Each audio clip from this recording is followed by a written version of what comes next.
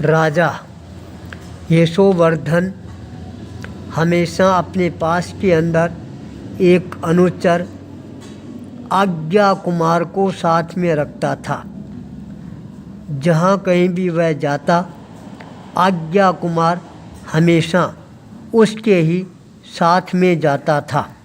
राजा का वफादार वह सेवक राजा की सेवा करने में कोई प्रकार की कमी नहीं रखता था। एक बार ऐसा ही प्रसंग उपस्थित होता है। राजा के मन में भावना जगती है, प्रातःकाल के समय जंगल परिभ्रमण करने के लिए जाना चाहिए।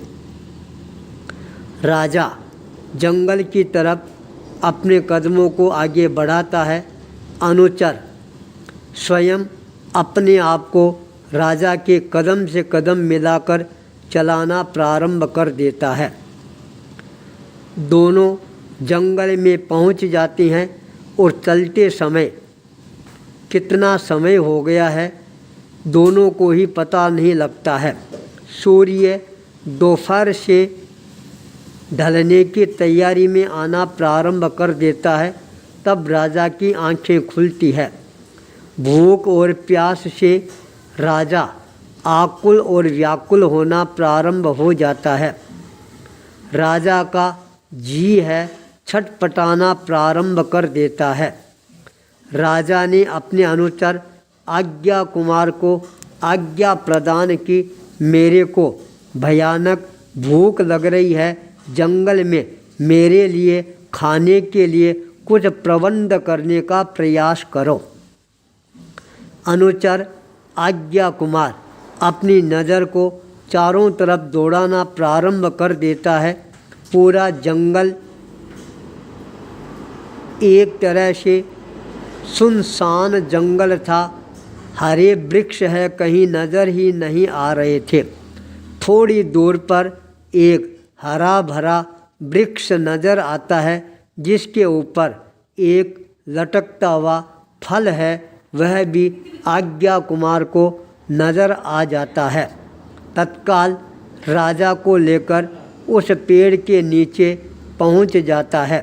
अपने हाथों से पेड़ को तोड़ता है, राजा के हाथों में थमा देता है।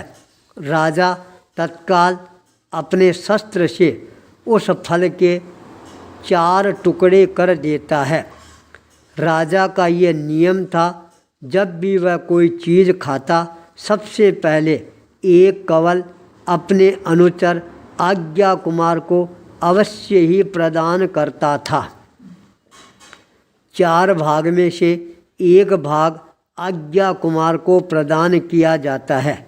आज्ञा कुमार उस फल को सहजता के साथ खाना प्रारंभ कर देता है।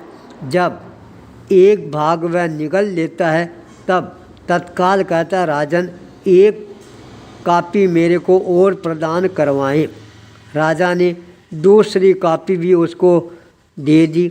वह खाने के पश्चात फिर हाथ फैलाता है, तीसरी कापी भी मेरे को प्रदान करवाएं।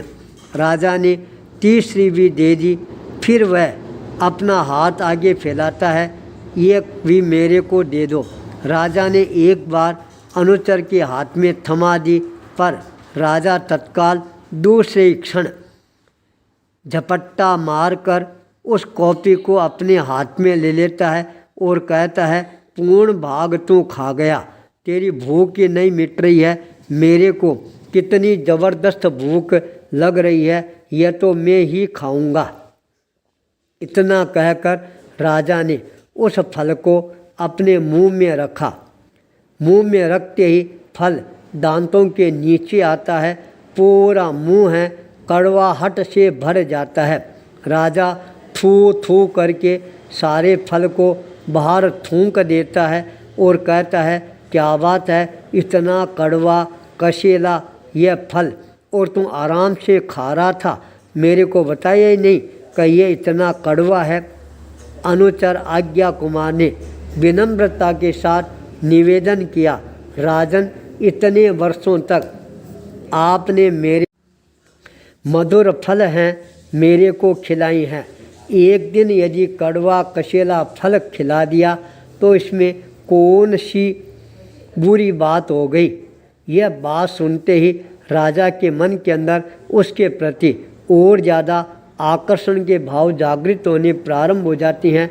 अपने अनुचर को अपने गले लगा लेता है। राजा का विश्वास है वह और ज़्यादा अपने अनुचर के ऊपर केंद्रित होना प्रारंभ हो जाता है। मीठे के साथ कड़वापन का स्वाद है, वही हमेशा विश्वास को जागृत करने वाला होता है। हम मधुरता के साथ कड़वापन का भी रसास्वादन करेंगे, तब ही हमारा जीवन है वह विश्वसनीय बनना प्रारंभ हो जाएगा। विश्वसनीयता की पहचान। आचार्य भूपेंद्र।